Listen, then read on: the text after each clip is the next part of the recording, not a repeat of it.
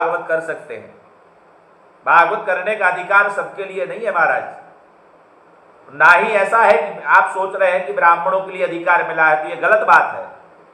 ब्राह्मण भी सभी ब्राह्मणों के लिए भागवत करने के लिए नहीं कहा गया कि चाहे जो ब्राह्मण जाकर के भागवत कर दे। जाति की बात अलग हो, वर्ण की बात अलग हो जाती है। अरे हम तो ब्राह्मण के बीच की बात कर रहे हैं।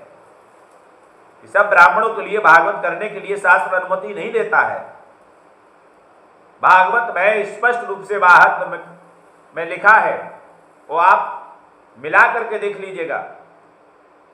श्रीमद् भागवत के महात्म्य के 6वें अध्याय के 20वें श्लोक में आप देखिए, विरक्तो वैष्णवो विप्रा वेद शास्त्र विशुद्धिकृत। भागवत कौन कर सकता है? जो विरक्त हो, सन्यासी हो, महात्मा हो, जिसने अपना समस्त जीवन भगवान के चरणों में समर्पित कर दिया है, वह व्यक्ति भागवत करने का अधिकारी है। दूसरा वैष्णवो, जो भगवान विष्णु का अनन्य भक्त हो, वह व्यक्ति भागवत कथा कर सकता है। विप्रो, तीसरे में आता है विप्र, विप्र कथा कर सकता है। ब्राह्मण के लिए नहीं कहा गया है। जो आप बार बार कह रहे हैं कि ब्राह्मणों को अधिकार है, ब्राह्मणों को अधिकार है, दूसरी जाति के लोग कथा नहीं कर सकते। अरे महाराज, ब्राह्मण का शब्द ही नहीं है भागवत में। आप भागवत उठा करके देखिए, भागवत में स्पष्ट रूप से कहा गया है, विरक्तो वैष्णवो विप्रो। विप्र कथा कर सकता है, ब्राह्मण नहीं। सब ब्राह्मणों के लिए नहीं कहा गया है। ब्राह्मण कुल में जो व्यक्ति विप्र है, विप्र कौन है? जो वेद पाठ पढ़ा हो, गायत्री संध्या बंदन करता हो, स्वाध्याय करता हो, दान लेता हो, दान देता हो, विद्या पढ़ाता हो, विद्या पढ़ता हो, यज्ञ करता हो, यज्ञ कराता हो, जिसके मन पे निरंतर भगवान के चरणों का अनुराग रहे, वही विप्र है जो ब्रह्मगाठ को धारण करता हो। अब जो महाशय व्यास जी वहां पर विद्यमान थे, यदुवंशी जी, हम उनसे पूछना चाहते हैं और उन सभी लोगों से पूछना चाहते हैं जो लोग वीडियो बना बना करके अपलोड कर रहे हैं कि ऐसा है तो ऐसी भागवत हुई है। आपकी भागवत की दीक्षा किस जगह हुई? कौन से गुरु ने आपको भागवत पढ़ाई कि आपने व्यासपीठ पर बैठ करके कथा प्रारंभ कर ली? कौन सी जगह पर आपका यज्ञोपवीत संस्कार हुआ? शिखा किस गुरु के माध्यम से आपका मुंडन हुआ? ऐसे कई बातें हैं जिसके एक भी शब्द का जवाब उनके पास नहीं होगा।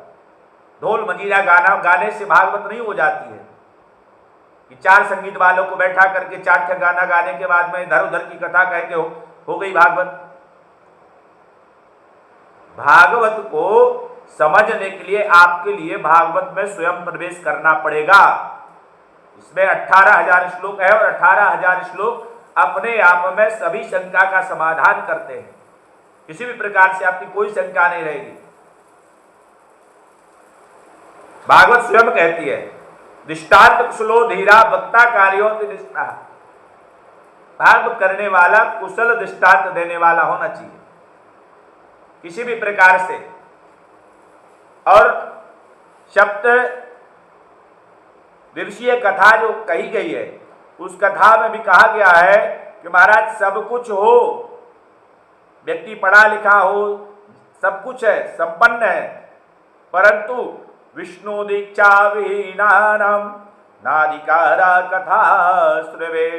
जो भगवान विष्णु की दीक्षा से विहीन है, उस व्यक्ति को कथा करने का अधिकार नहीं है। यह भागवत स्वयं कहती है 6वें अध्याय का 44वां श्लोक। अब आप कितने प्रमाण मांगेंगे? एक के बाद एक प्रमाण भागवत में स्वयं दिए गए हैं। और जिनको लगता है कि ब्राह्मणों ने अपने निमित्त यह षड्यंत्र रचा है या किसी प्रकार की योजना बनाई है, तो ब्राह्मणानां वैष्णवाश्चान्य यथा कीर्तनकारिणां, कहा कि उस जगह ब्राह्मण का होना अनिवार्य है जिस जगह भागवत कथा हो रही है कीर्तन करने के लिए। और नैमिषारण्य में 88,000 जब सोनकादिक ऋषि है, तो महाराज वहां सूत ने कथा सुनाई है। अब क्या बात करते हैं? जाति की तो कोई बात ही नहीं है। भगवान के कथा के लिए विशेष रूप से वह सारी चीजें होनी चाहिए। अगर वह चीजें आपके अंदर हैं तो आपको कथा करने का पूर्ण अधिकार है। और अगर उसमें से किसी भी चीज़ में आप दीक्षित नहीं है, आपके पास उस चीज़ का ज्ञान नहीं है, तो आप किस अधिकार से आप उस मंच पर बैठ रहे हैं। हमारे शास्त्रों में कहा जाता है कि सबसे उच्च कोटि की पीठ व्यासपीठ होती है, और व्यासपीठ पर सभी लोग नहीं बैठते। परमात्मा के निमित्त जो व्यक्ति समर्पित हो जाए या भगवान की कृपा से जिस व्यक्ति को उसका अधिकार प्राप्त हो जाए, वही व्यक्ति उस स्थान पर बैठता है। और आप किसी की भी लोक लाज को अगर गलत दृष्टि से देखेंगे, गलत तरीके से स्पर्श करेंगे, तो महाराज संसार में कोई भी व्यक्ति हो आपको क्षमा नहीं कर सकता।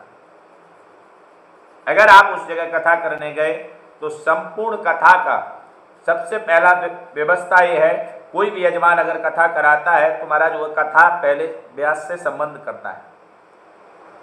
व्यास से जब परिचय होता है तो परिचय होने के बाद में कथा की डेट फिक्स होती है।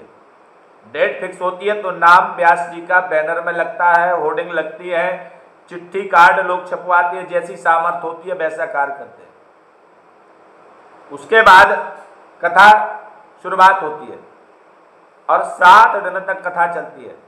7 दिन के भीतर अगर किसी भी प्रकार से अगर कोई ऐसी परिस्थिति बन जाए, उसके बाद अगर आप कहते हैं कि कोई दूसरा व्यास बुला लीजिए, ये किस प्रकार की बात हो गई।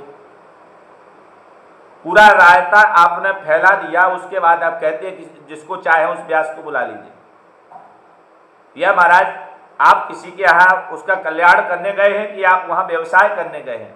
जब आपकी दुकान नहीं चल रही है तो आप किसी दूसरे को कह रहे हैं बुला लीजिए।